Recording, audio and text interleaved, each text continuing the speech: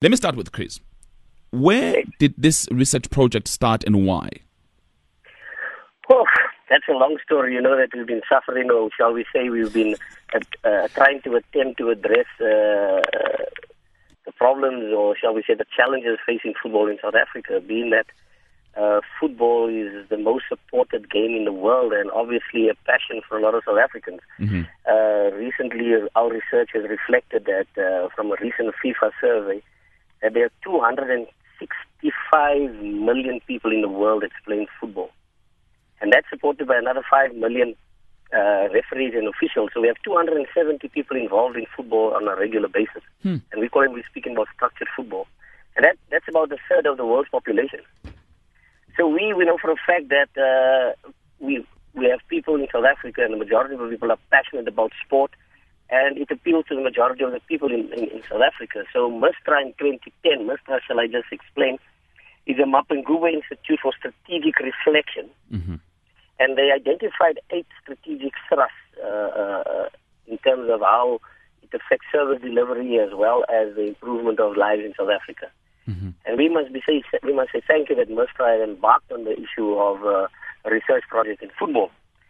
And we then consulted with the various, a lot of stakeholders, coaches, players, administrators, old players, new players, young players, to find out what the core is and where is the problem and where does the situation lie. Also, MISTRA identified then that after the 2010 World Cup, it was then appropriate for us to see that South Africa becomes a very hub of football development.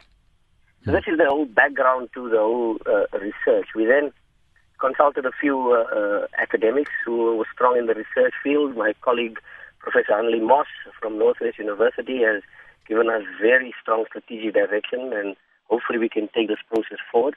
And also one of the leaders in the project was Professor Yoga Koop, who is an exercise scientist and a biokineticist. So we consulted far and wide in terms of what is really the challenges that we're facing. And our research reflects that it does not mean that there's not anything good and everything is bad about it. We have identified that there are pockets of excellence, but like we say, that there are vacuums in isolated areas within the country, and we need to string these together. This also mooted a move towards SAFA, the South African Football Association, to develop a technical master plan. And a lot of people, and I know a lot of interviews yesterday after the launch was saying, is this just another document that will gather dust on the shelf? And we don't think so, because it is a very practical research, and what we term research in action. And hopefully, together with SAFA and all the powers that may be within football, we can then try to implement and try and correct the challenges that we face. All right. Let me go back again then to Professor. Professor, central part of this question was really how football affects the improvement or lack thereof in the quality of life for all in South Africa. And again, I think you'll get questions about what is football to do with the quality of life. How do you answer that question? Well, football has a lot to do with quality of life because it influences the whole person.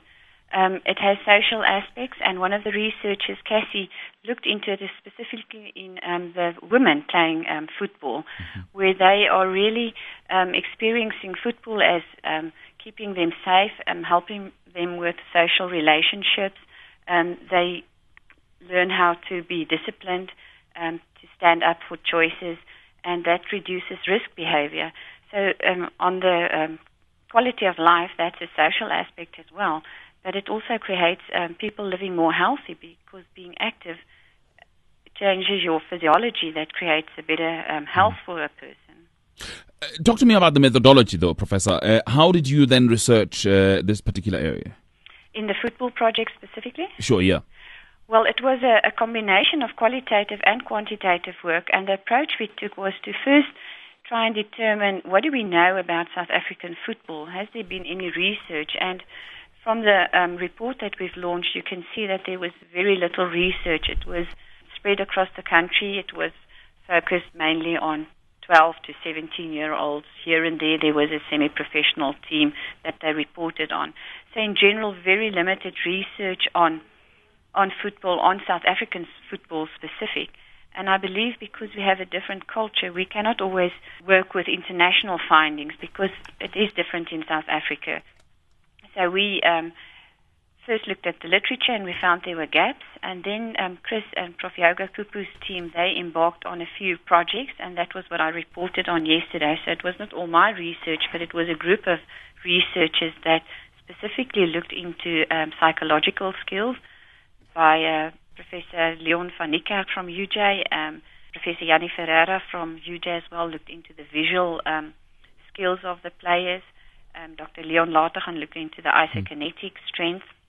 So there were a few projects, and Chris himself, they looked into the management structures to really go and determine where's the lack of information, and that brought out more questions really than answers in this whole situation.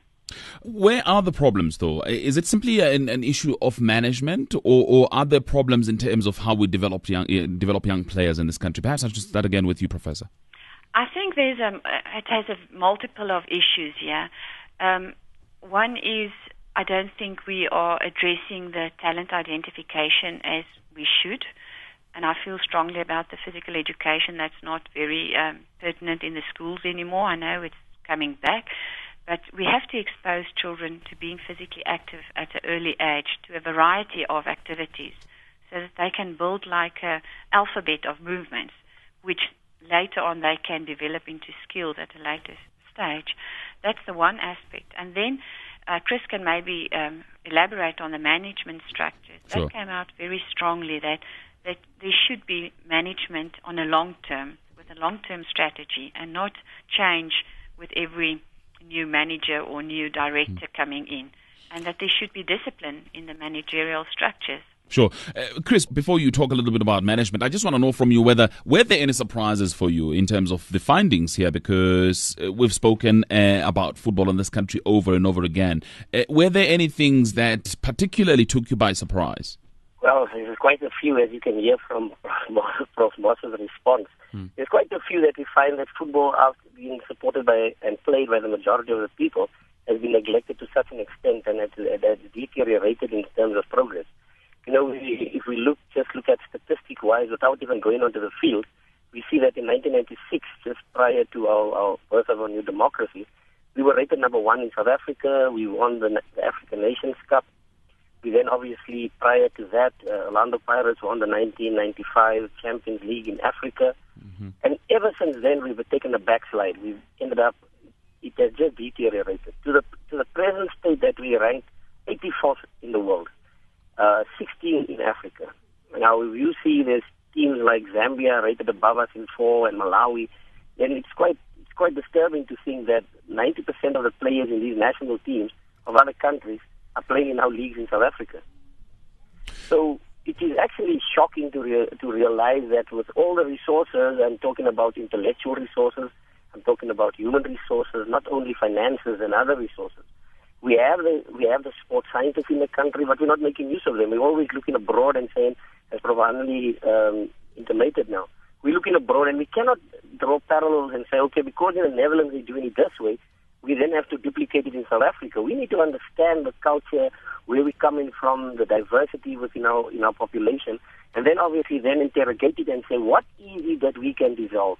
As you can see, the topic of this whole research is called the art, philosophy, and science of football. We know for the fact that football is an art. We admire the Kaizer Chiefs and the Orlando Pirates when they dazzle our wits on the field, the Lionel Messis of this world. It is a philosophy because there's a managerial philosophy about it, there's a coaching philosophy about it, and there's a playing philosophy about it. So that has to be interrogated as to what philosophy are we applying in South Africa. And I think we've gone a bit wayward, and like we said, and we don't have a whole series of continuation. We constantly looking for change, and we're looking for success driven, but yet we change in the whole processes every time. Every time there's a new set of officials coming into SAFA, they change the goalposts. Goalposts move. There's other objectives, there's other directives being changed. There's no long-term strategy. Sure. As in, this is the challenges we face, and these are how we're going to resolve them. So also we say that we're not actually trying to bash SAFA, but we're saying that SAFA then has also decided to engage on a technical master plan, which we were very strongly part of, and it's very strongly rooted in our in our research. Sure. In February this year, and this way we assisted them to identify 7 pillars that need urgent attention.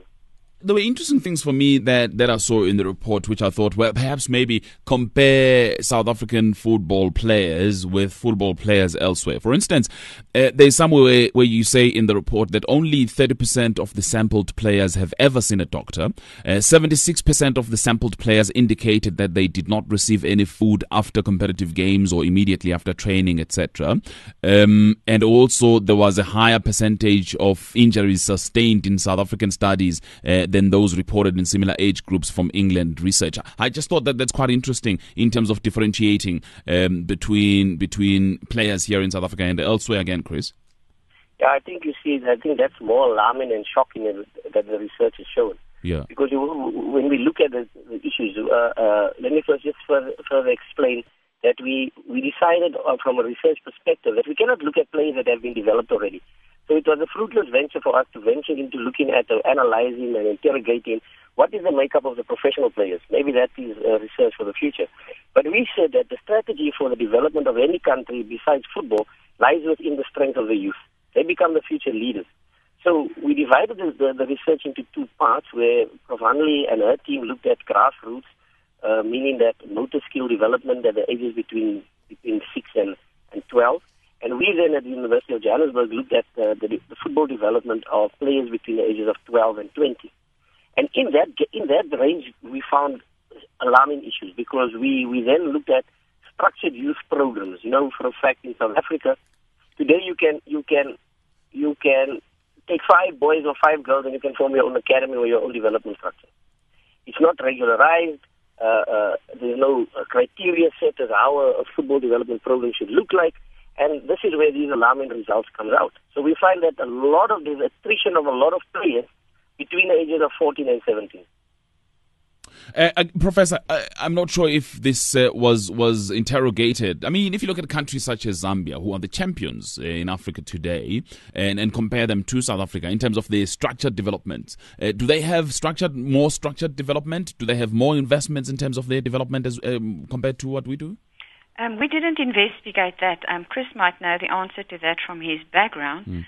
But what we found was that youth development programs that Chris and them interrogated, because the children often come from very disadvantaged areas, they lack sufficient nutrition which influence their development.